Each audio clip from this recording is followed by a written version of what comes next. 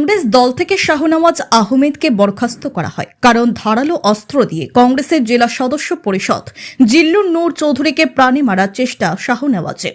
ধারালো অস্ত্র দিয়ে হাতে কোপ দেওয়ার জন্য জেলা পরিষদ জিল্লুর নূরকে কংগ্রেস দল থেকে বরখাস্ত করা হয়। শাহনওয়াজ আহমেদকে বরখাস্ত করা হয়। আসাম প্রদেশ কংগ্রেসের সভাপতি গৌরব গগৈর নির্দেশ অনুসারে আসাম প্রদেশ কংগ্রেসের যুগ্ম সম্পাদক শাহনওয়াজ আহমেদ বরখাস্ত করা হয়। কংগ্রেস দল তাৎক্ষণিকভাবে দলের সদস্য পদ বাতিল করে বরখাস্ত করে।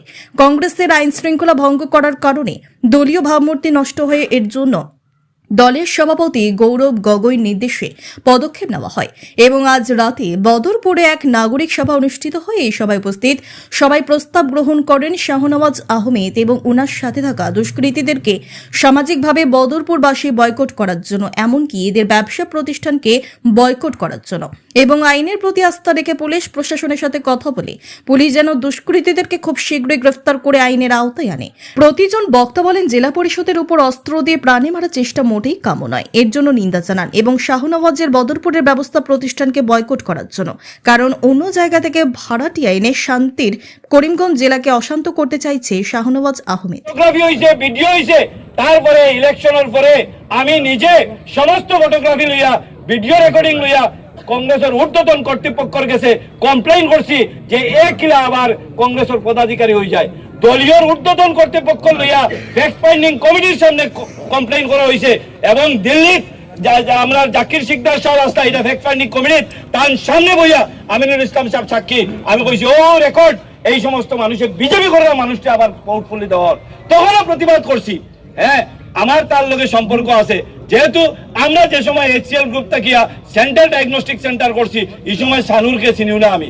অচলায় ইকান গড় এখন বাড়ানো হয়েছিল, তখন তো তার ইকানো কোনো আওয়াজ হওয়া কিচ্ছু আসিল না। তারপরে হঠাৎ এমপি ইলেকশনের পর থাকিয়া তারা উপরতলা তাইয়া তার মা আইয়া ইকানো প্রথম আইয়া ইকানো বসতিও হিসাবে বসতি স্থাপন করছেন।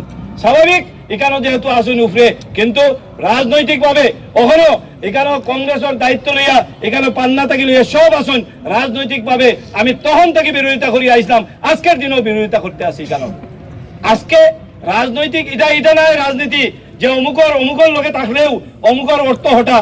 কিছু মানুষ বিরোধিতা কংগ্রেসও আসুন অন্যায় রে অন্যায় কইরা রাইত রে রাইত কইরা দিন রে দিন কইরা, এটা আছে কোন জায়গার দলীয় ভাবে ভুলর। এটাও যেহেতু কথা আইসে আগে ওটার লাগিয়া এই ভুল সংশোধনের লাগিয়া আবার এটা লইয়া আলোচনা চলে দলীয় ভাবে। এই দল তো এরা নাই যে আসমান থেকে টপকিছুন মানুষের বাড়া, এরা নাই টুপি বিন্দানির দল নাই। অতএব এই দল স্বাধীনতা থেকে আজ পর্যন্ত এটা ইতিহাস আছে। ওটার লাগে এখানে অন্যায়কারী যদি আই গেছে এটার বিচার করার লাগে আমরা লড়াই করবো। এটা আপনার নাগরিক হিসাবে আপনার সামনে এটা প্রতিশ্রুতি।